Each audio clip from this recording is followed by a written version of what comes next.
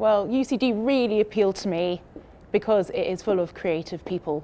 And as a fellow creative, I know very well that that doesn't always translate into the business side of things when you're having to network, when you're having to do business to business, and when actually selling or trying to find new commissions. You're dealing with a completely different persona, different levels of businesses, CEOs, and sales guys, and negotiation skills. And we fall short in those areas. And I think using your voice and knowing how to presenting effectively, the voice can actually help your posture, it can help your physical delivery as well. And I was talking about first impressions. So how to actually make those first impressions with people really count. So it's not always how and what you say, it's how you say it that matters. And then they'll actually remember you and want to work with you. So it's building on communications and building on those performance skills to make sure that you draw people in. The voice and your delivery is your own instrument. It's you, it's physically embodied.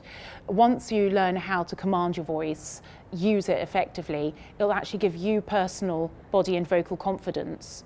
And that is then where your confidence comes in your business product.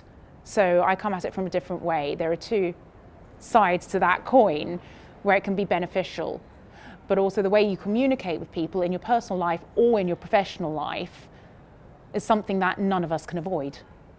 It's an everyday occurrence. So I think it's something that everyone needs to hone. Our communication skills, our soft skills have almost been forgotten about in a business sector and in a personal world, especially when we're working so much with media, that it can be so easily overlooked because we just email or text and we forget about face-to-face communications, which essentially people are more than ever buying into people over just products. The two are no longer separated, they're intrinsic, and it's important that we go back to those kind of basics.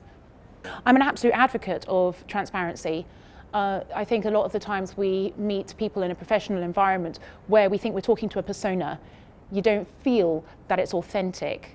You don't feel like you've made a connection with that person. You feel like you've been sold at. And then you feel quite violated by the whole experience. You come away a little bit scared and you don't want to buy into it.